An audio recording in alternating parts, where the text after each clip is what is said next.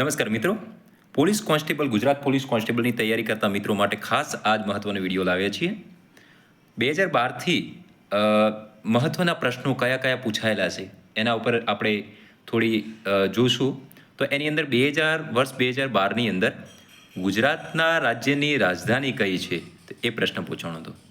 સમજી શકો છો કે 2012ની અંદર કયા પ્રકારના પ્રશ્નો પૂછાઈ શકે. તો ગુજરાત રાજ્યની રાજધાની કઈ છે 2012માં પૂછાયેલું. બીજો પ્રશ્ન મહત્વનો પૂછાણો કે ભારતનો રાષ્ટ્રીય પક્ષી કયું છે. તો આ પણ એ પ્રશ્ન 2012માં પૂછાયેલું. તમને લાગશે કે કેવા પ્રશ્ન હતા, પરંતુ 2012ની અંદર તો આ પ્રકારના પ્રશ્નો હોઈ શકે. 15 ગુણ્યા 6 એટલે કેટલા થાય, તો એનો જવાબ 90 છે.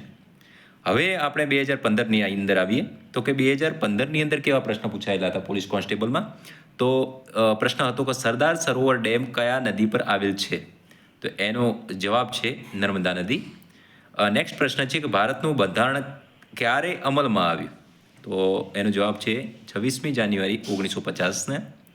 100નો 20% કેટલા, એવો પ્રશ્ન પૂછાયેલો હતો 2015ની અંદર, તો એનો જવાબ છે 20. હવે 2018ની અંદર કેવા પ્રશ્નો પૂછાયેલા હતા, તો આપણે જોઈએ તો 2018ની અંદર ગીર રાષ્ટ્રીય ઉદ્યાન શાના માટે પ્રખ્યાત છે, તો આવો પ્રશ્ન હતો. તો એનો જવાબ છે એશિયાટિક સિંહ માટે. ભારતના રાષ્ટ્રપતિ કોણ છે, એવો પ્રશ્ન પૂછાયેલો હતો કે ભારતના રાષ્ટ્રપતિ કોણ બને છે, તો એમાં સંસદ અને વિધાનસભાના સભ્યો દ્વારા પસંદ થાય છે. બીજો પ્રશ્ન પૂછાણો હતો 12, 24, 36, 48 પછી શું આવે, તો એનો સાચો જવાબ હતો 60. 2021ની અંદર કેવું પૂછાણું, તો એના ઉપર આપણે નજર જોઈએ તો ભારતના બંધારણના રચિતા કોણ છે, તો એમાં જવાબ છે BR આંબેડકર સાહેબ.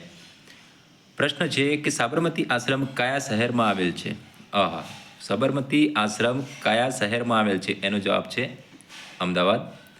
144નો વર્ગમૂળ કેટલો, તો કે 12. હવે જોઈએ કે 2022-23માં કેવા પ્રશ્નો હતા કે ગુજરાતનો સૌથી મોટો જિલ્લો વિસ્તાર પ્રમાણે કયો છે, તો કે કચ્છ. ભારતનું રાષ્ટ્રીય ગીત કોણે લખ્યું, બંકિમચંદ્ર ચેટર્જી. 20નો 40% કેટલો, તો કે એનો સાચો જવાબ છે 10.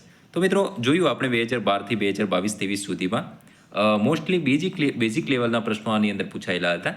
પરંતુ હવે જે પ્રશ્નપત્રનું જે લેવલ છે થોડું ઊંચું ગયું છે, તો એ પ્રકારે પ્રશ્નો પૂછાય થાય. પરંતુ જો આપણે 2012, 2015 તો એ રીતને જોયું તો એની અંદર બહુ બેઝિક લેવલના પ્રશ્નો પૂછાયેલા હતા. તો આપણે બધી જ પ્રકારની તૈયારી રાખવી પડે. આ જ પ્રકારના કોન્સ્ટેબલના અવનવા પ્રશ્નો અમે લાવતા રહીશું.